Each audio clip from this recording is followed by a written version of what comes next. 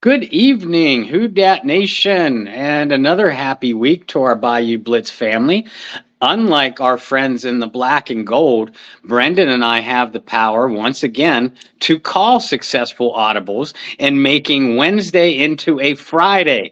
So, welcome everybody. I hope everybody is having a great week. On that note, Brendan Boylan, I'm glad to see you're home. I know we're both exhausted, but how are you tonight? Oh, in the great words of my friend Eric Collins, the voice of the Charlotte Hornets, and you might know him from his time with Fox and whatnot. Mhm. Didn't see that one coming. Hum diddly dee.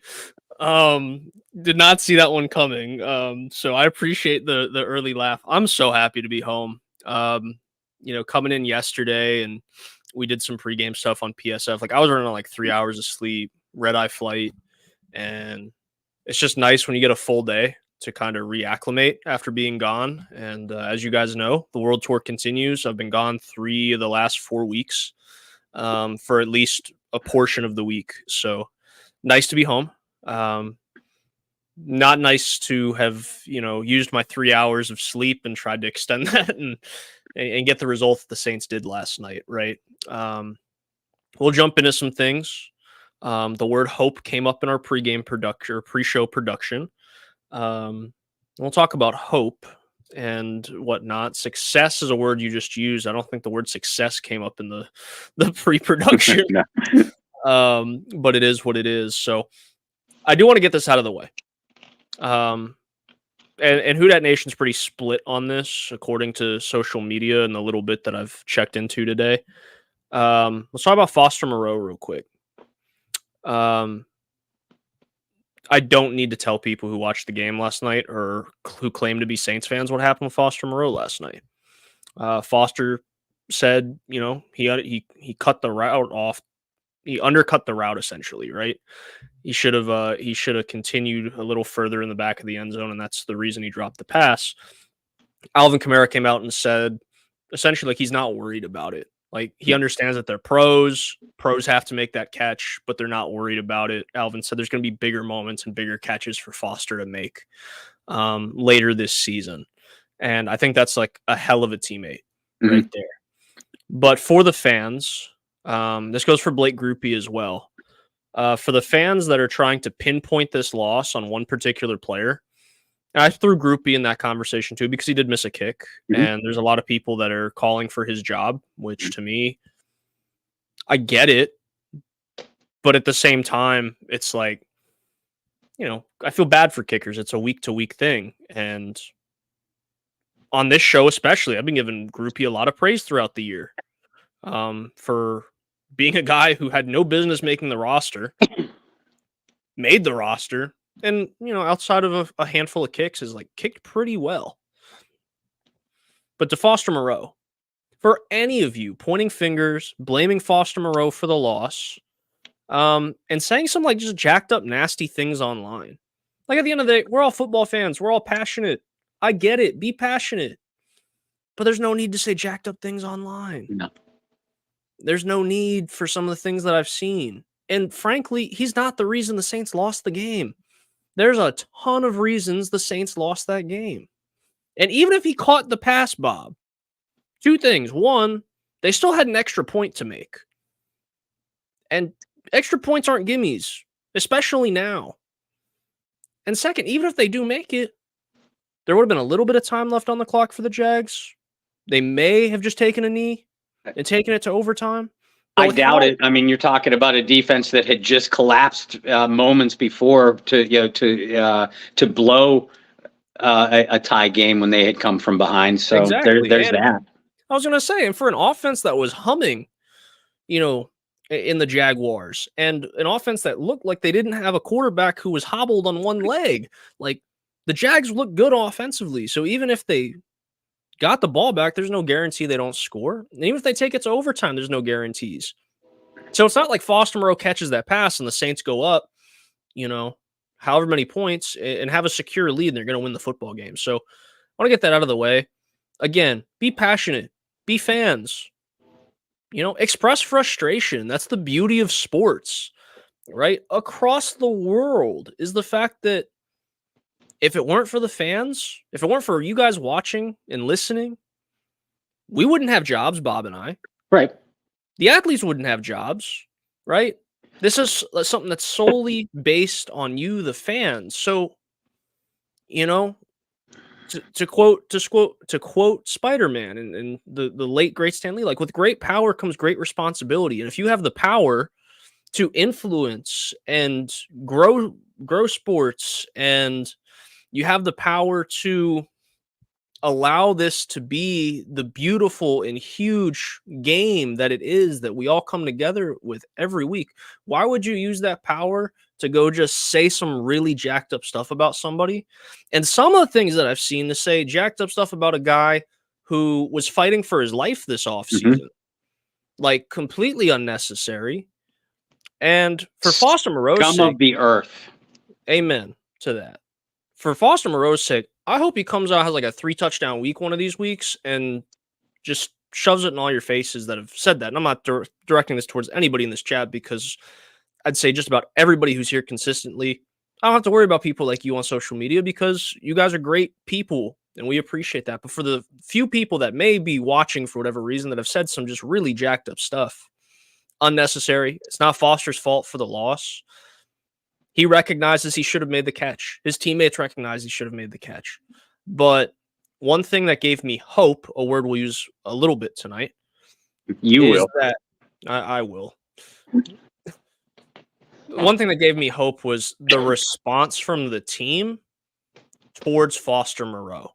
Because if you didn't have a good locker room, it would have been really evident after something like that. But seeing the response of the teammates, like on the field, on the sideline, when that happened, and for you guys watching on TV, you guys got a beautiful shot of that. It's wonderful to see teammates lift up and support each other like that. To see and hear in the post-game press conferences what Kamara said, what Carr said, even what Foster said. You have hope that it's like, okay, at least they have a locker room that isn't completely split, completely divided. You have some sense of unity left. Because at least humanity. Oh, there you go. Humanity. That's a good word. But at 3 and 4, it's really easy to start seeing this thing crumble away. And seeing things like that give me hope that there's still something there. Maybe not a winning season. Maybe not a playoff season. That's not completely out the door, but it doesn't look good either. But to see that kind of tightness in a locker room can turn a lot of L's into W's down the road if you stick together. And Bob, you can attest to that, coaching and playing. What a good locker room and good teammates does for somebody and does for a team as a whole. So I wanted to get that out of the way. But let's talk about football. Let's talk about the game.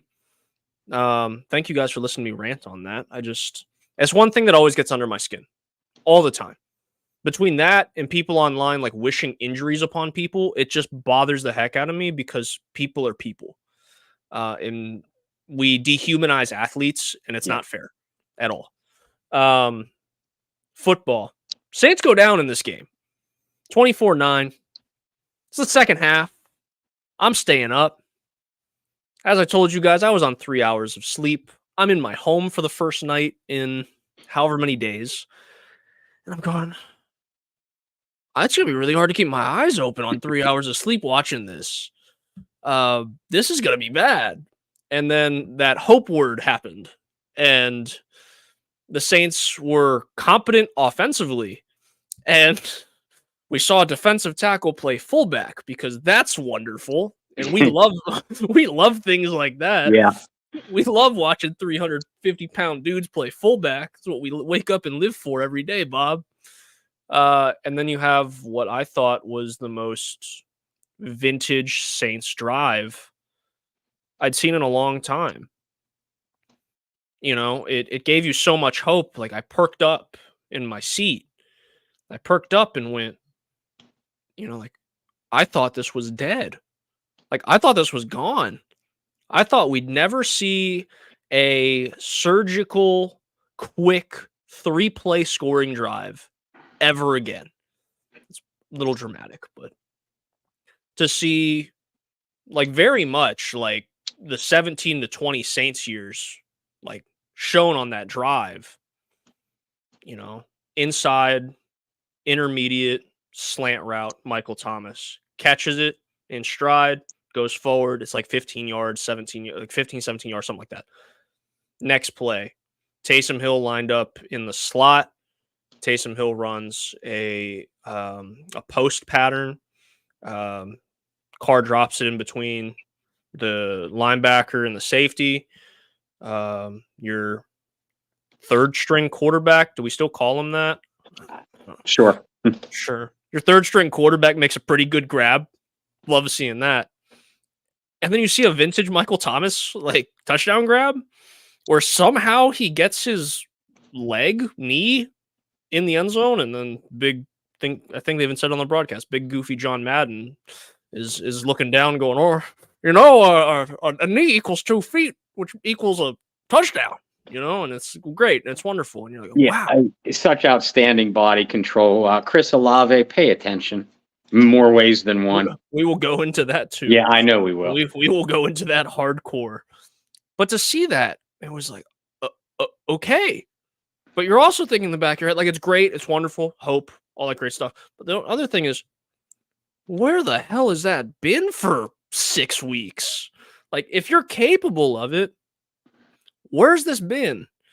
We'll get into that, my answer for that in a little bit too. And then, obviously, Christian Kirk gets away, and Saints give up a bad touchdown.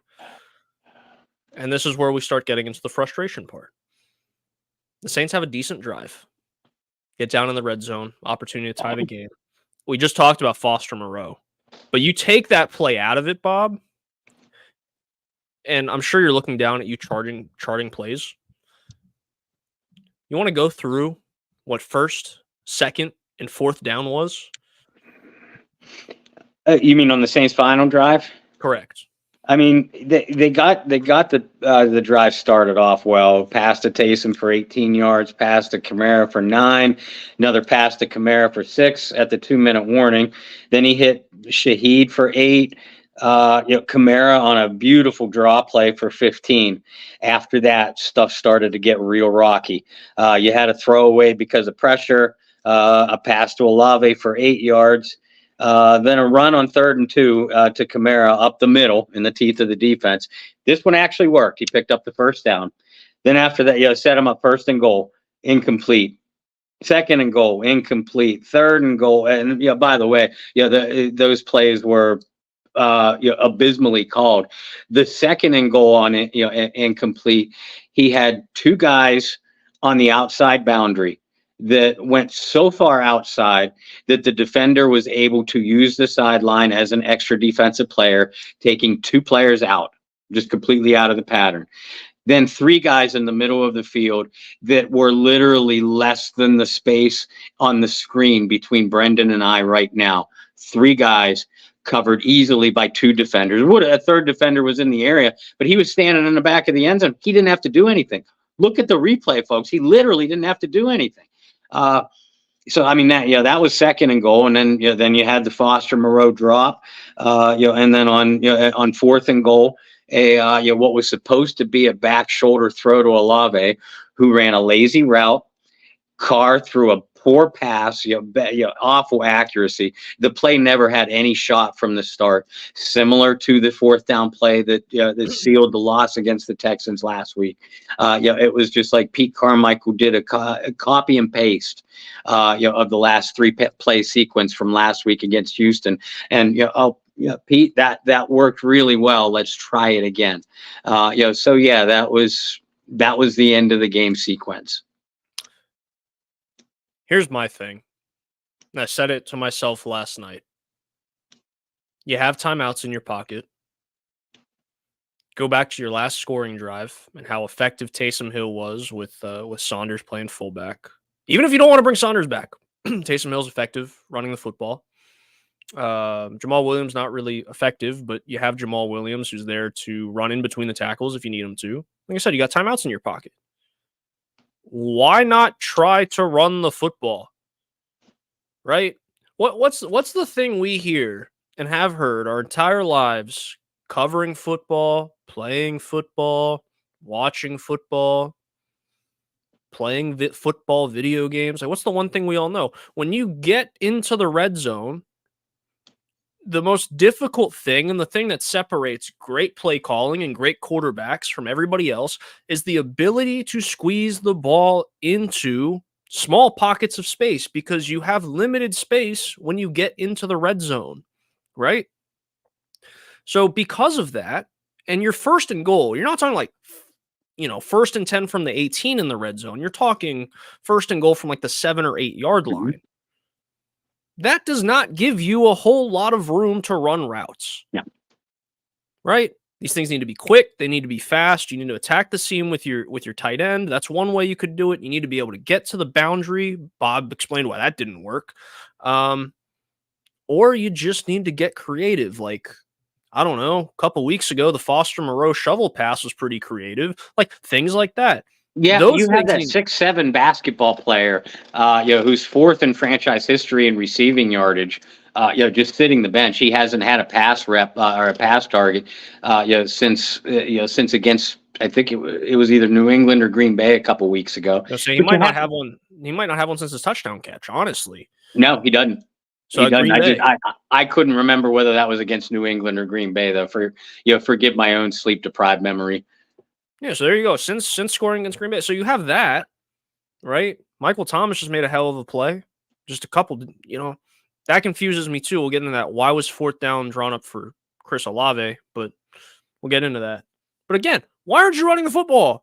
Or at least trying to. Like, even if you do it first down, defense is honest, you don't gain but like a yard, you call a timeout and go, okay, clearly we're not going to be able to run a Taysom Hill type of play here. But how can we get creative? Again, look, i.e. Foster Moreau shovel pass, i.e. A jet sweep with Rashid Shaheed. There's so many things you could get creative running the ball. Yeah. They just didn't do it. What's one thing we love talking about? Extensions of the run game. The Saints tried some screens. Some of them worked, some of them didn't. But it was nice to see them go back to trying to essentially trying to screen. So you could do that. You could run a screen, jet sweep, shovel pass. One thing we haven't seen Taysom Hill do yet that I'm just waiting for is the patented Tim Tebow jump pass. Like, you could go and get so creative, but it's like, no. Houston, I think, frustrated me more, and we didn't get a chance to talk about that because of the short week. But the end of Houston really frustrated me because it was like playing a 5-year-old Madden that's like 4 verts is going to win me the game. Yeah. And it was like they ran 4 verts 4 times in a row, and it didn't work. This one, they got a little bit more creative, Bob. Like, just a little bit. But it was like running a stick route. Like, 2 of your players ran a stick route, one ran a slant, one ran a fade. I'm like, okay, I can draw that up in the sand right now. And that's what got frustrating. So they end the game on that note. And then Marcus Spears comes out. I don't remember if it was last night or this morning on ESPN. Marcus Spears, a guy who is really there just to talk about defense. Yeah. Comes out and calls out Pete Carmichael. Comes out and says, I know I'm here to talk about defense, but I see you, Pete Carmichael, and it's not going well for you right now. And you better watch your back. And I was like, man, we got people in national media saying this. This is great. But it's not. It's not great because the Saints still offensively suck. Yeah. But it's great that, there's some recognition that this is really bad. Brendan, it has to be asked because, the demands from the fan base have been circulating for weeks. Now they're increasing because of the the mini bye, the week and a half rest they have before they take on Indianapolis. Do you believe, I know what you think, but do you believe the Saints are going to make a change at play caller now? No. Okay. No, unfortunately, no. Should it happen? Yes. It should have happened a long time ago. Should have happened this offseason. I see one of the comments. Carmichael's not the issue, it's Derek Carr. I will respectfully tell you, I absolutely put blame on Derek Carr. But if you had to ask me who's the bigger issue, I'd say watch the tape of the last year and a half. Yeah. And a lot of that was done without Derek Carr at quarterback. I know your counter argument's going to be, look who was playing quarterback. But, you know, in all actuality, this is a fun one. I like bringing it up. Look at Jameis before his injury, last year, Sean Payton. Look at Jameis after the injury, first year without Sean Payton, and look at all the other quarterbacks that season that played. Because, yeah, it's not just Derek Carr. And honestly, Derek Carr gave me more hope, a word we'll keep throwing out, on that 3-play drive that went for a touchdown because it looked like he commanded it. He did. Like it did not look like a let me wait for Carmichael. Let's make the play and let's get in here. It was Derek Carr going, this is what I'm calling. This is what we're going with, and we're going to go score. And it was a level of intensity. And I remember saying this a couple weeks ago, and you disagreed with me back then. And I said the level of intensity for Derek Carr needed to get up a level because there were parts a couple weeks ago where I said it just looked lazy. It looked like he didn't care. Despite the losses, I have absolutely loved the intensity of Derek Carr late in games. However, I don't like the fact that it's that intense because of miscommunications. Yeah. I don't like it that it's that intense because people being lazy. But the coming after Pete Carmichael at the end of Houston, for whatever reason it was, I don't know. Passion's a big thing for me in any sport. Same. And if you're not showing me that you're passionate and you want to win, there's a problem, especially from your leader at quarterback in this case. So to see it, it's been great. But it also opens up a whole can of worms on other issues the Saints have. I think that's a really good segue into what you were trying to say a little bit earlier with Chris Olave. Well, I mean, first of all, and that couples with the blame game. I'm with you. I put Pete Carmichael at the top of the blame list, but he's not alone. Derek Carr is up there, way up there. He still needs to be more decisive with his decisions, more accurate with the football. He had a handful of drops last night, a couple from Olave, one gruesome one to Kamara, obviously Moreau. I think Shaheed had one too. And not all of those drops. I counted 3. I credited Olave with 3 drops. Now, when I'm taking stats, I'm a firm believer in if the receiver gets both hands on the football, he got to make that catch at the NFL level. So I credited Olave with 3 drops last night. One was egregiously behind him where he had to twist his body, but an NFL receiver makes that catch. Another was another off-target play, that would have been a very nice play, probably included in the game highlights. But again, as I have said with Olave all year, great receivers. That's the difference between good and very good and great. Very good often makes those plays. Great almost always makes those plays. Chris Olave hasn't been making them. So yeah, I mean, you want to talk about the blame game, and I love the intensity from Carr too. But right now he's coming across as eviscerating teammates, eviscerating his coaches. It's a bad look, especially for fans that want to pile on him anyway. I think Derek needs to have a heart-to-heart with his teammates, and they all need to air out their own laundry, preferably in behind closed doors. But whatever, in this day and age, oftentimes it gets aired out publicly. Derek has to channel his intensity better because he's not playing well enough, nearly well enough, to come across as the. I had a teammate say this to me once. If you're going to act like God, you better damn well play like him. And Derek is not. So again, I respect the intensity. God knows I was an intense athlete myself. My doubles partner, who you Bayou Blitz fans have met, Jason, he was just intense as I was. If you're curious who used the God comment on me, it was him.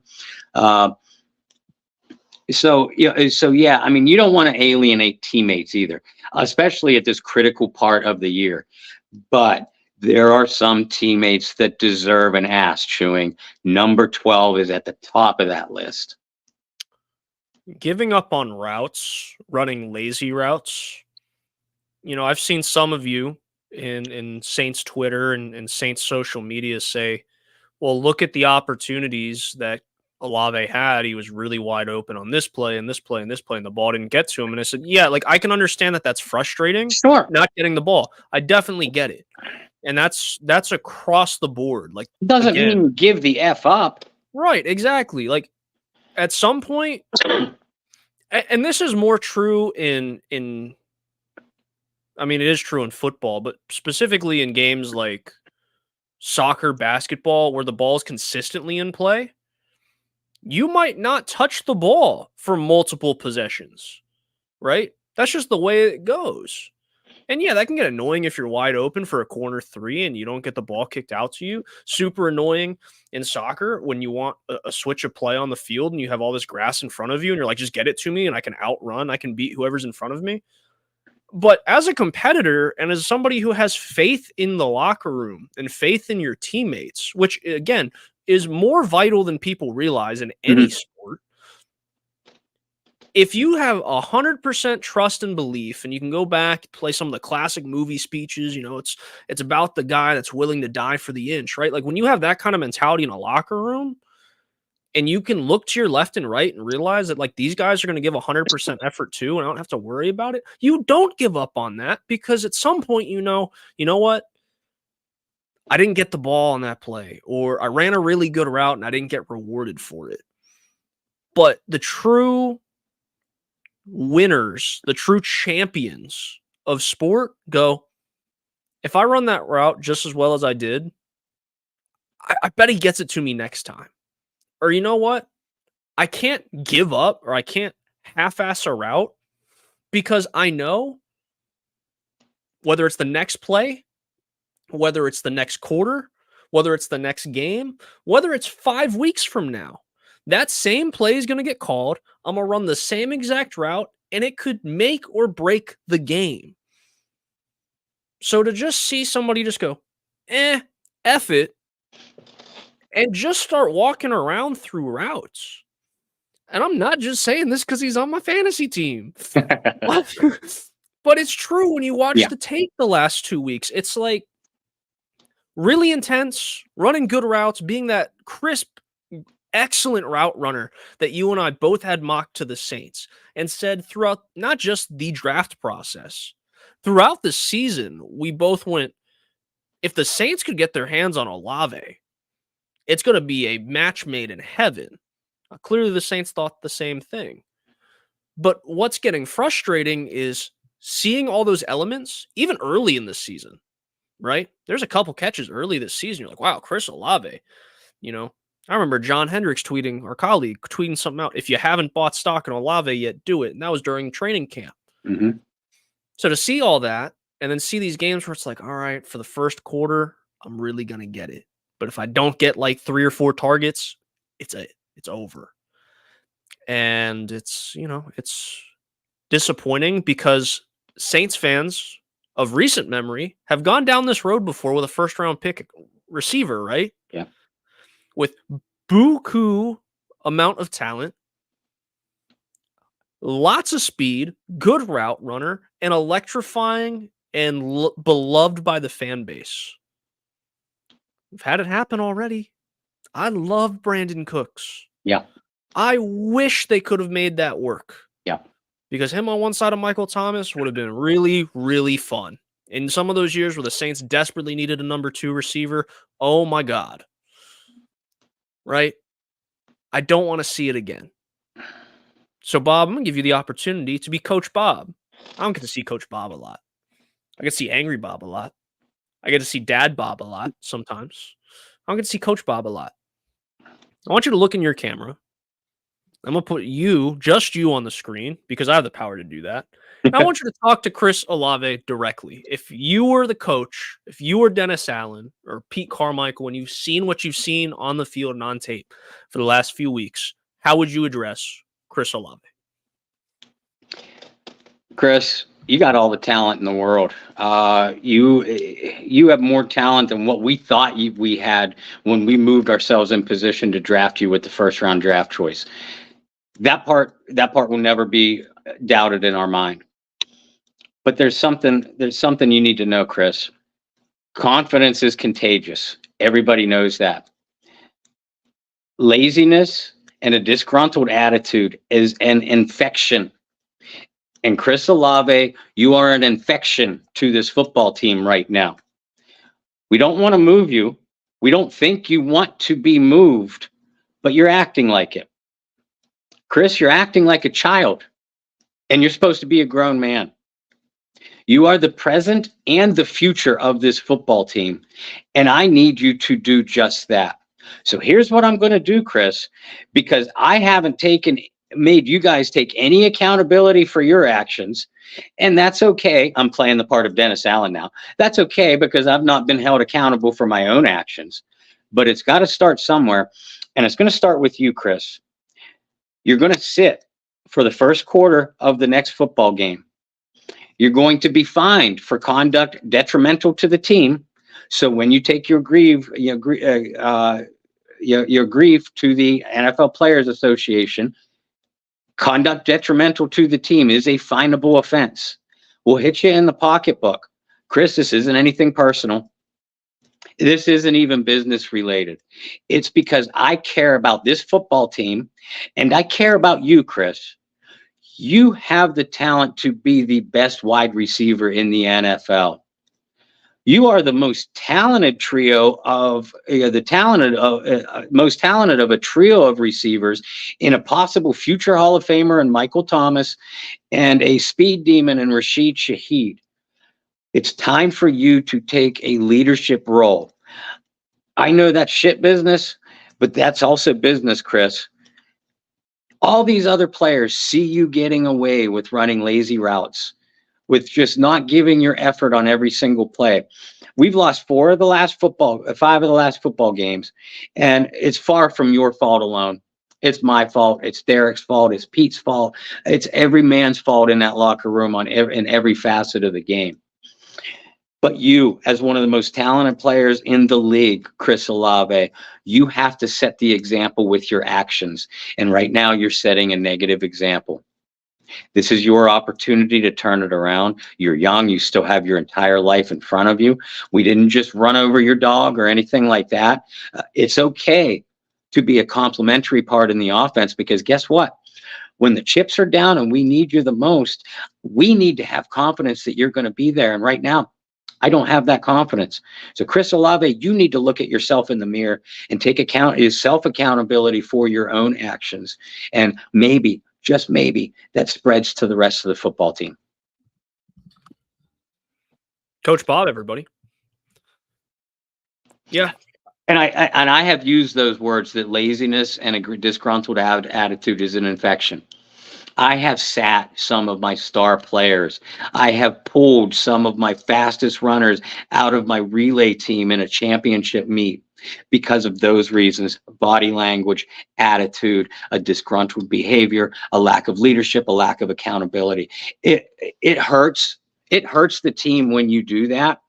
But if you have a team with good character, or you have a team whose character is struggling a little bit, this could be an example. Dennis Allen, it's just as much time for you to step up to the plate and make these players accountable, make yourself accountable. And Chris Olave is just he's not the only one to blame here. There's lots of poor body language I'm seeing all over the place, and it's getting worse by the week.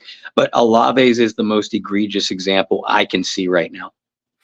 Well, a lot of it's body language and I mean, when you see the offense and big offensive guys, when you see the Cars, the Camaras, the Thomases get together on the sideline and go, "Hey, how can we be better?" Or "That was a really good scoring drive. Let's do this. Let's do that." And Olave's off on his own.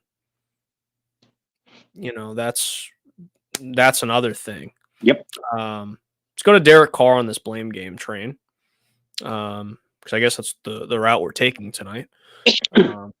It's a better route than some receivers have been running for us lately, but there you go. There you go. I got some Bob sense of humor going. Derek Carr. I mean, we talked about this a couple weeks ago. Big money.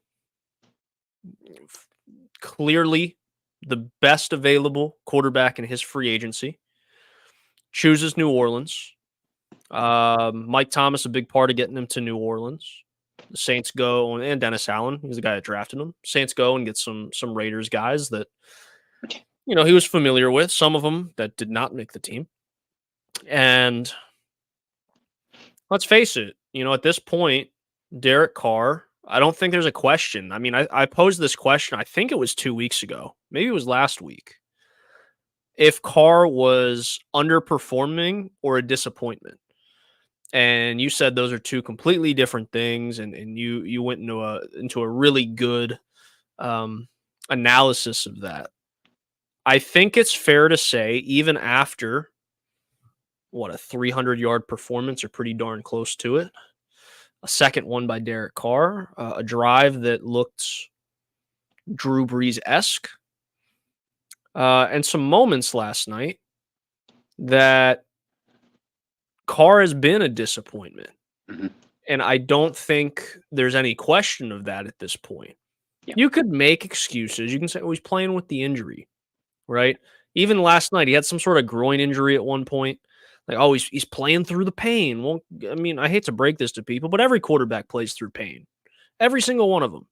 Some, it's a lot more evident than others. And especially last night, you can't make an excuse because Trevor Lawrence was supposedly on like a leg and a half, maybe. And he still ran for about 70 yards.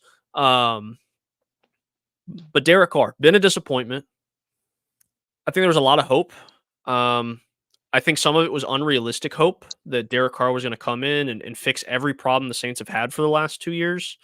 And you and I both knew that wasn't going to be the case. Right? He wasn't going to be, the savior, the end-all, be-all for this football team, but we certainly expected this offense to be better. Mm-hmm. And as crazy as this sounds, Bob, the offense might be worse than it was last year. And that's saying something because they were really bad last year. Yeah, the numbers, in this case, the numbers don't lie. You're scoring less points this year with Derek Carr, healthy Michael Thomas, and et cetera, et cetera. You're scoring less points, and you get judged for how many points you score in sports. The last time I checked. Did you check today?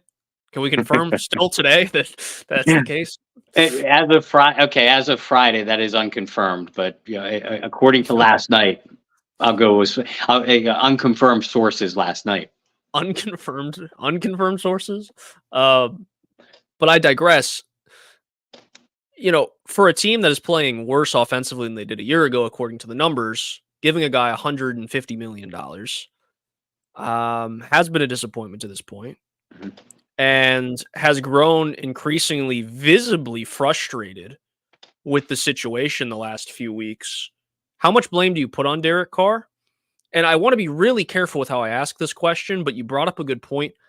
How detrimental can his actions be over the next week or two if he continues to voice the frustration publicly? I'd like to start there. If he continues to act the way I used the word eviscerate before, because at least as you view it, what's that? It's a big word. That's a college word right there. Right.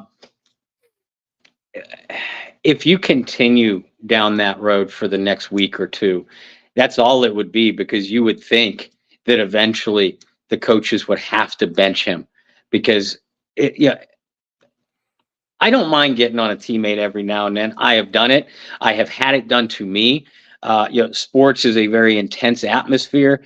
Competitive juices flowing, personalities, sometimes clash, and everybody wants to win. Well, everybody should want to win. So, sometimes it does manifest itself in a negative way, especially to an outside viewer, but it's very clear that Carr is verbally attacking teammates and coaches, and that wears thin. That wears thin real fast, especially on grown-ass men who are trying to accomplish the same kind of thing that you are. And again, I'll use the saying, Derek, if you're going to act like God, you better start playing like him. So the play isn't matching the attitude here. Somebody, I forget who, But somebody used the example. Tom Brady used to get on his, get in his face, face of his teammates. Peyton Manning was relatively famous for that on a couple mic'd up moments. Dan Marino made a career out of it. Same with Dan Fouts, et cetera, et cetera. These guys are Hall of Fame quarterbacks, legendary Hall of Fame quarterbacks that were often playing pretty well, at least well enough to win, or well enough where not too many people question them. Derek, you're as much to fault for these offensive struggles than anybody else on that field. Again, I put Pete Carmichael number one, but the players aren't executing. Certainly not consistently, and that starts with Derek. The first thing he has to do, I mentioned it before, is kind of, he and especially the offensive players need to just kind of air out their own laundry to each other, have a come to Jesus moment. The second thing Derek has to do is start playing better. And the third thing he has to do is kind of, that leadership that so many of us were talking about when he arrived in New Orleans. He's going to be the leader of this offense. We haven't, yelling and screaming doesn't make a leader. And we haven't seen that. So, I respect the intensity part, but Derek's going to have to do a much better job of channeling that in a more positive manner while playing much better in his own right. When you say leaders of this offense, to me, and this could be biased just with how long we've been covering these guys, I still say it's Kamara and Mike Thomas. Oh, there's no questions doubt. asked. No doubt. Like, those two guys are your leaders, and they do it in the same but different ways. It's weird to say out loud. Mike Thomas, actions, right? You wouldn't call him quiet, because when Mike Thomas is loud, Mike Thomas is loud. It's one of those, I'm going to lead by my actions, and when I speak, you better damn listen to me. Mm-hmm. To where Kamara is, you don't want to say reserved or quiet in personality, because he's far from that. He's very out there, but is not the guy to get up in your face and scream. It is more of those in the locker room, behind closed doors, we're going to take care of this, right? To where on the defensive side, it's completely different. Cam Jordan and Demario Davis lead, you don't want to say polar opposite, but pretty different than that. The offense and defensive leaders operate completely different. I was hoping at some point, passing the torch may not be the right term, but maybe taking the torch and like lighting Derek Carr's torch, and it's like, okay, you're a part of the leadership group now. Like, that's what I was hoping for, but I haven't seen it. Derek says a lot of nice things in the media after games. He's very good with the press. But I listen, I read, and I look at I look over my notes after I listen and read, and I go, this is like, we use coach speak a lot. It's like that. It's like quarterback speak. Yeah. You're like, yeah. You read it and you go to the next press conference with the next quarterback that just lost, and you're like, oh, it's the same thing. Oh, those are really nice things, but everybody's saying that. They all text each other, so that way, they take turns sending out the group text, and that's what everybody uses that particular. I was going to say, they have the same PR guy, and the PR guy's like, all right, guys, here, group text, this is what you're saying. But then you have like Mike, and you have AK, who every week you're going to get like a truthful, honest answer.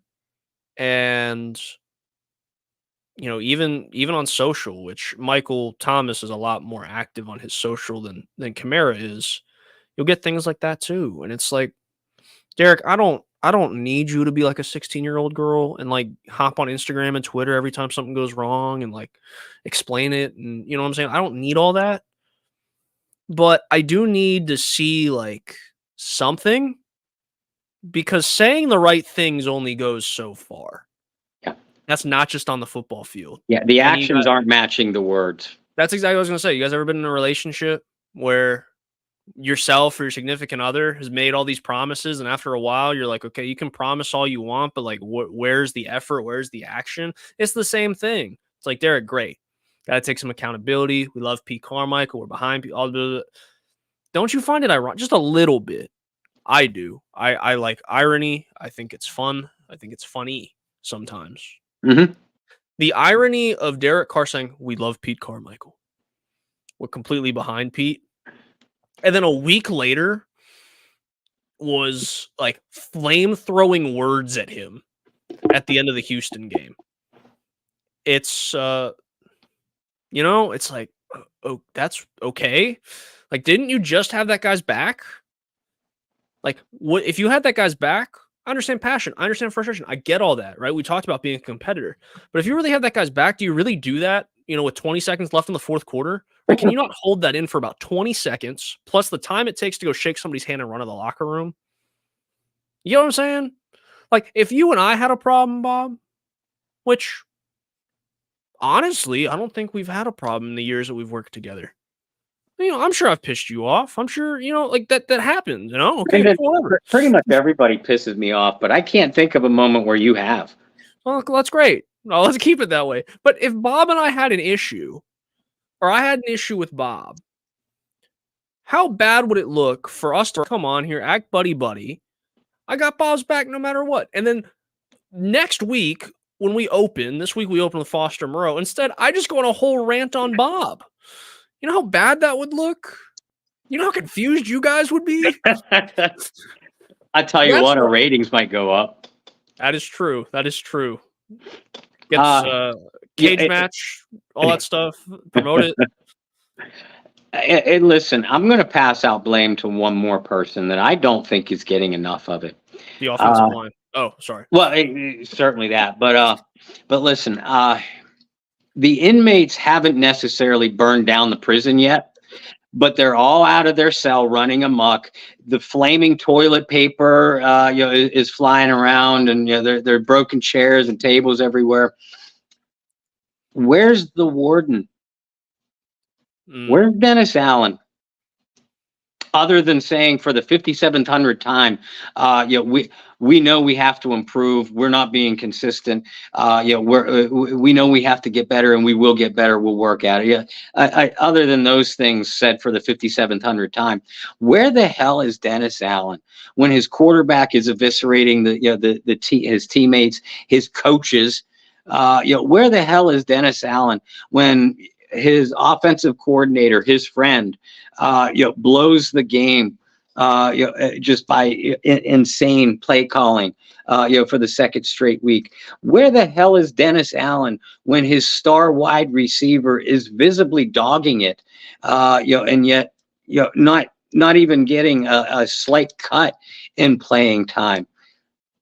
I can ask this over and over again. Where the hell is Dennis Allen?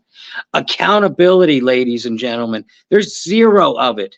Zero in the New Orleans Saints building. And that's the problem. That's why this team has lost 4 out of 5. That's why this team is the coulda, woulda, shoulda version part 2.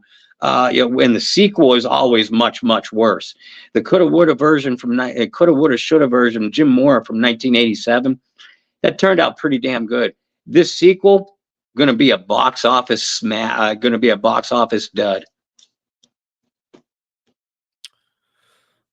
want to go back just a little bit of what you said about Dennis Allen, and specifically the same nonsense that we've heard on repeat for however many games. Not a fair analogy, but you guys know exactly what I mean. This is the same thing as hearing Roger Goodell say, "We got to get it right." Back with the Ray Rice thing all those years ago. Because after every single incident with whoever it was, Greg Hardy, Kareem Hunt, right? We got to get it right. You never got it right. Still haven't got it right. Right? And that's something we're talking about far more serious than football. Still haven't got it right all these years. We're hearing the same thing from Dennis Allen about football. Far much less serious topic. So at what point are you going to be like, all right, like, you're making millions of dollars to get it right. When are we going to get it right? And I know some of you in the comments John, yeah, we are tonight. We had to switch things around because my fault. World tour, on the road for 12 hours, that kind of thing. It's great. So, hey, John, welcome to the party. You missed a lot. Some of you in the comments, unhappy with certain people, right? Derek Carr. Some of you unhappy with Pete Carmichael. Some, even have even expressed their unhappiness with Dennis Allen, who I agree with Bob, has somehow, because of the struggles, kind of like ducked under the table and avoided some of the fire lately, which, I mean, that's a world-class job right there. So, like, good job. I don't know how you did it, but congrats. This is bad right now. I think a lot of people deserve. We haven't even talked about defense, which they played pretty well. Like, hear me out. Hey, hear me out. Just hear me out. If the goal is points, and you look at the last night's game, they only surrendered 17. Right? 20. There's 24. Yeah, because one was a pick six. Derek Carr pick six. Right? Am I missing something? Yeah, your math ain't mathing. You're right about. You're right. Yeah. So they surrendered 24, right? Is this where I go, Derek Carr? What are you doing? What are you doing? Math's not good. I got a D in math in college for a reason. D's get degrees, kids. But nonetheless, like, to me, still, the defense has regressed the last few weeks. Absolutely. They've done enough to still win football games. Yeah. Right? So again, it's like that look on Bob's face adding that up. Yeah, it's true. Listen, we're both tired and neither of us are good at math, right? We've never claimed to be good at math. It's bad. All right, how do you want to get this one? Because this is interesting. This is an interesting one. This is a great question from John Halliburton. So, John, thanks for joining us tonight. I love your question. Where's the accountability for Mickey Loomis? A lot of the decision-making comes from this man. I'm sure it wasn't all DA wanting to get Derek Carr, but Loomis also, especially to guarantee over $100 million to Derek Carr. I still think we're a little too early in jumping the boat and going, why the hell did we give this guy a 4-year, $150 million contract? Still think it's a little early to jump off that boat, right? Personally. But to the first half of that question, I do think it's fair to start asking questions to the front office as well. Not necessarily for the players, but for the management of this team for the last year and a half. So, Bob, how do you feel about the accountability towards the front office as well? Yeah. Mickey Loomis does deserve a part of the blame game, as does Mrs. Benson. Listen, the front office and ownership is now at a crossroads. They need to show us they don't need to show us, but they need to show what kind of franchise they want to be. Do they want to be actual real life contenders? If so, you can't have a working brain cell and think that Dennis Allen is an okay head coach, or Pete Carmichael is an okay offensive coordinator, or it's okay to continue to play players that are just going to be lazy ass throughout the entire game. So the accountability has to flow in all directions. So absolutely, I give Mickey Loomis, and I said this. I said this on our show. I've said it with Alan under the dome, and I've said it when Brendan and I go live on PSF. At some point,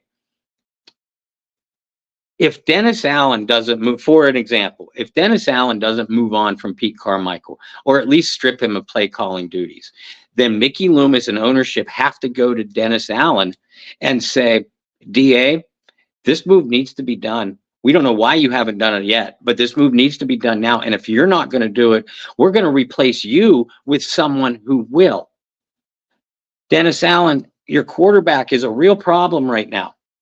Dennis Allen, your number one draft choice wide receiver, is a real problem right now.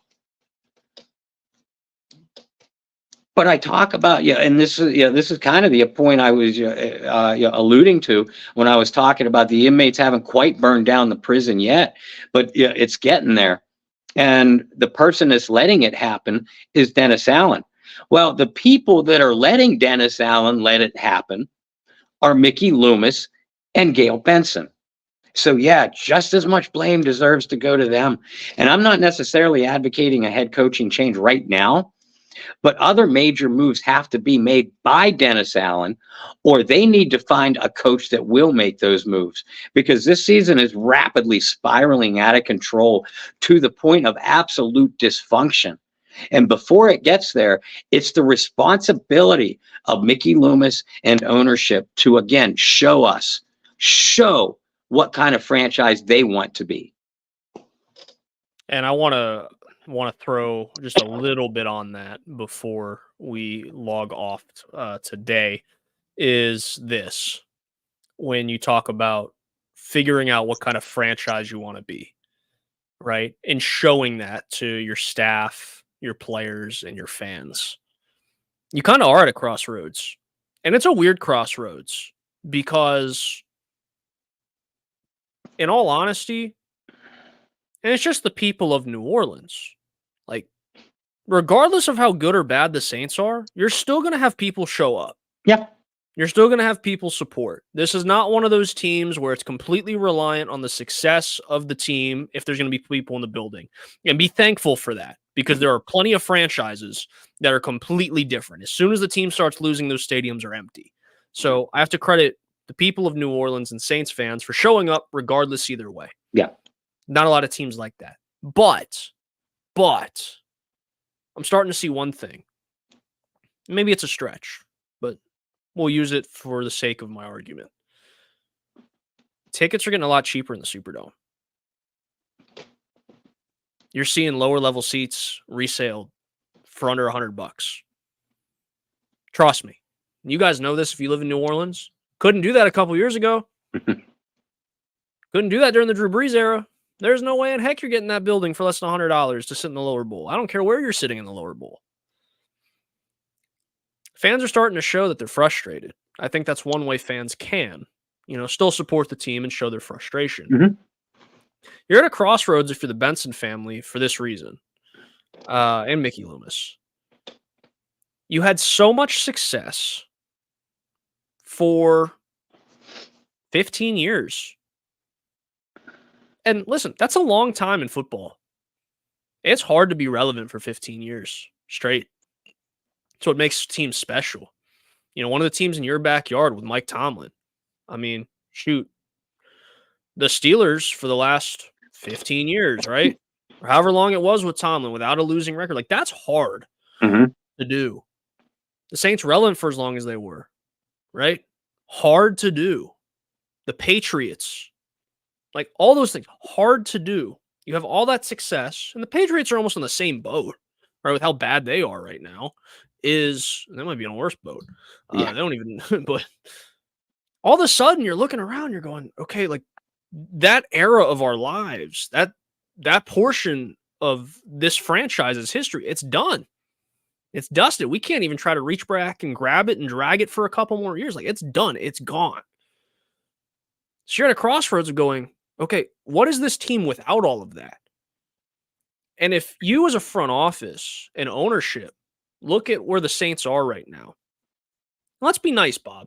Let's play this game of the Saints end the year around 500. I think it could be a hell of a lot worse than that. Mm-hmm. But let's say the Saints end the year around 500. People are pissed still because they should have been better. They make a late playoff push, but don't quite get in. Kind of like, 2 years ago? Was it 20? Yeah, 2 years ago. Like one of those situations. That would be 3 years in a row without making the playoffs. 2 years in a row where you're a game out of the playoffs. If this situation I'm creating ends up being true. At what point do you just settle for mediocrity? Because exactly, that's where you lose fans. That's where you lose teams. That's where you lose culture. And the things that make you special is when all of a sudden, right? All of a sudden, you're just okay being a mediocre football team. You're okay drafting somewhere between 11 and 17 every year. And that's not going to get you any better. It's just not. And I'm afraid the direction this team is going, especially with their lack of response to how poor it's been over the last, throw me the number, Bob, is it 22, 23 games now? 24 games. 24 games. The lack of response for how bad this team's been over the last 24 games, and I don't want to hear anybody who's new here. We talk about this every week. The number increases every week. And it's not just because Sean Payton left. Like, I do want to clear that up for the people that have been here every week. We're not just saying that because, oh, should we want Sean Payton back? Because I look at Sean Payton's record right now and I'm like, I don't know if I want that back. Right. But it's just the number. Like, that was the turning point. You had that weird year, that last year with Sean, right? Because Drew wasn't there. And you had that weird year. It's like that extra chapter of a book that you don't really need. Like, you get to chapter whatever, and you're like, okay, cool, good ending. And it's like, why do I have this unnecessary chapter at the end to tell me what these characters were doing in 20 years? That's what it feels like. So once the book was finally all the way shut, that's where we are. 24 games. Lack of response for how bad they've been. Lack of want to change anything. And here's the thing, and Bob and I both advocated for this. We didn't think Dennis was going to get fired, right? Didn't think DA was going to get fired. Because what? Saints history shows, I think every time, coaches get at least 3 years, right? There's never been a firing under 3 years from the hire date, something like that. Two and a half. Happened twice. So it was like Dennis isn't getting fired after 1 year. There's enough excuses on why they weren't successful. Well, if this year is not a success either, and there's not a move to go, okay, well, we need a change on, offensive play calling. We need to change here. We need to change. If those things don't happen, you're showing me you're settling for mediocrity. If certain actions don't happen, from Dennis Allen included, this season, it shows me that this team is okay being mediocre. And you say mediocre, Brendan. Mediocre is a stretch for this team right now. Let's hear this one. 24 games. We know Dennis Allen's coach record as a coach is 10-14. That's bad enough. His record in the Superdome, because after last night dropped to 5-6. 5-6 for one of the toughest places to play in the National Football League. Their 3 wins this year have come against teams that have a combined 3-15 record. 8 of Dennis Allen's 10 wins have come against teams with losing records. They're only 2-12 against teams that are 500 or better, either by finishing record or when they play them. And we've already run down the numbers of how many times the defense has held a team to less than 20 points. 15 times. They're only 8-7 in those games. This is just the tip of the eye. I'm putting together an article. Coulda, woulda, shoulda, by the way. With some of these numbers and more.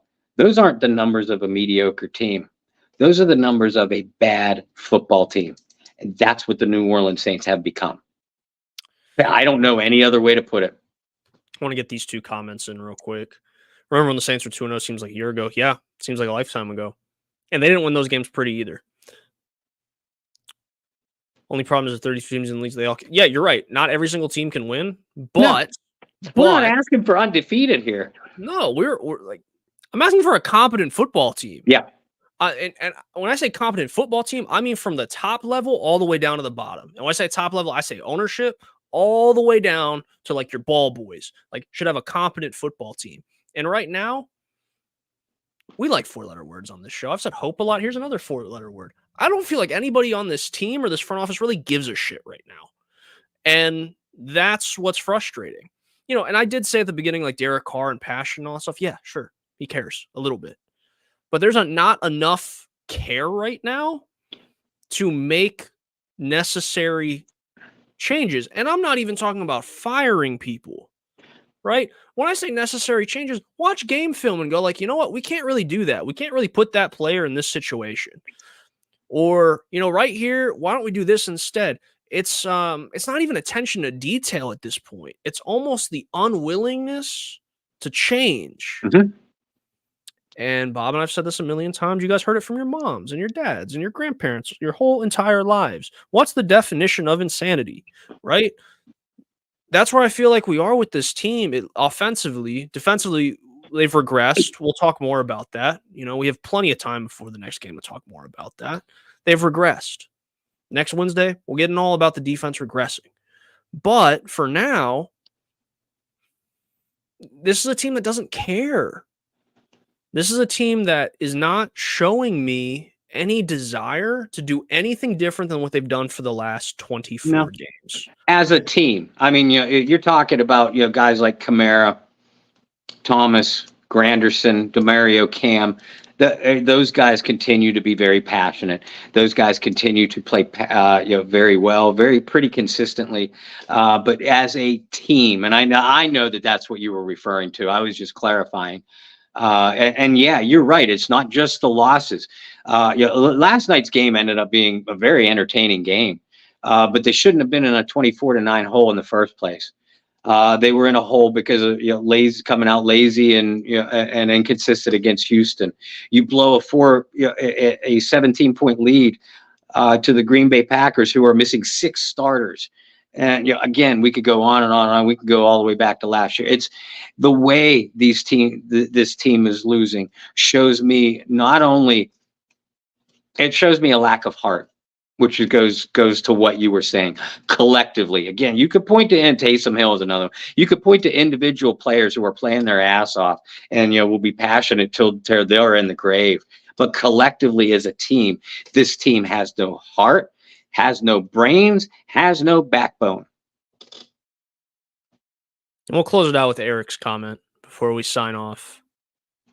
Keep doing what you're doing. Right? He says it every week. Every week. We're just going to keep doing what we're doing. And it's like, well, what you're doing is not working. I mean, technically, Dennis Allen is correct. They are continuing to do what they're doing. Yeah, and they're losing. Not in a good way. Maybe we misunderstood. Maybe that's our fault, Dennis Allen. Yeah, that's us. That's us in the Bayou Blitz is taking accountability. Something that he won't do. What? Right. Bob, did you say that or did I say that? You're catching on. I know. I've just been the one that's tried to be the what I say on PSF? Like if we had like angel and devil, like we know where we stand on that fence. And right now it's like I'm losing my wings a little bit. They're slowly falling off. The halo's starting to turn different color. Like at this point,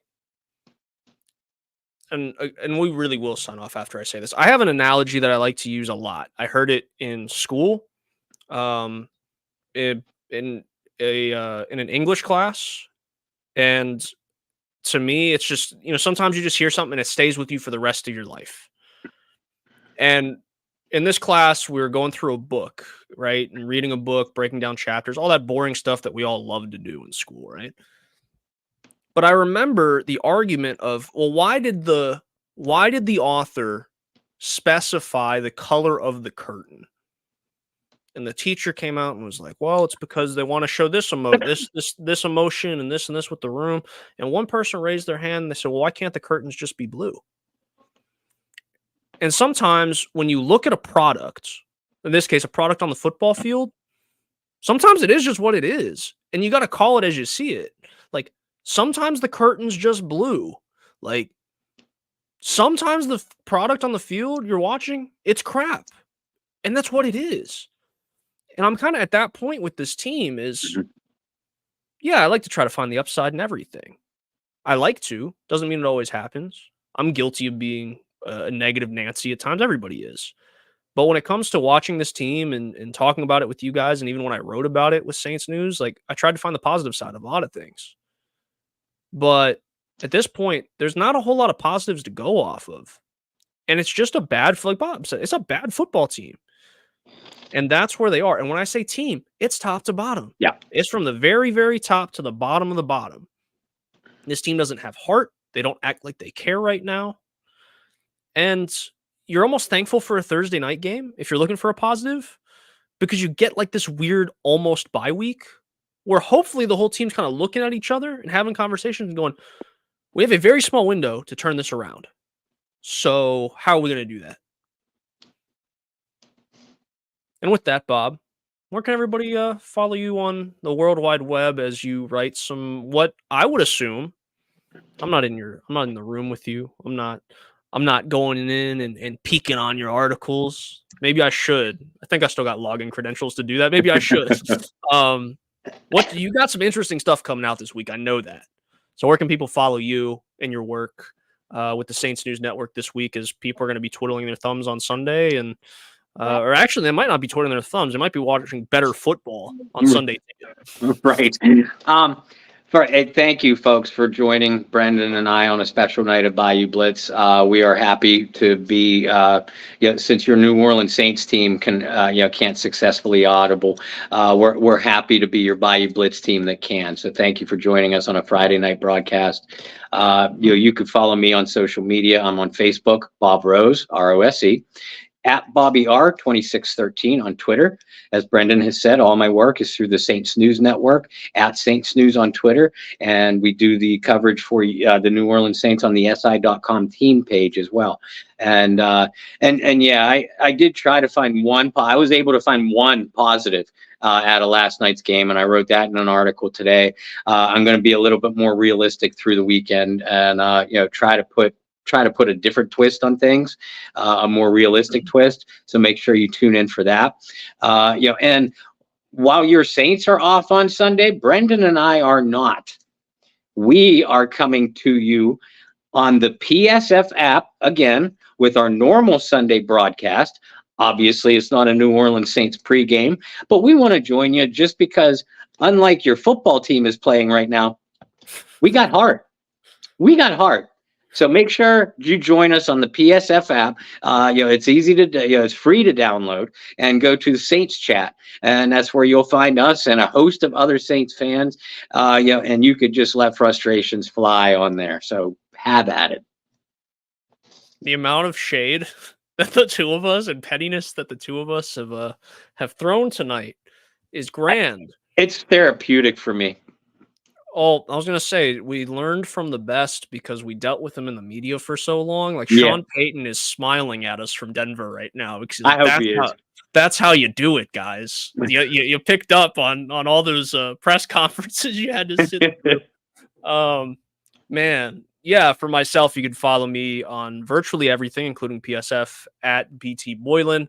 Hoping that we continue to have real conversations like this. I appreciate the handful of you that have said great show, good insights, all that good stuff. We appreciate that because we do try to keep it real and honest with you.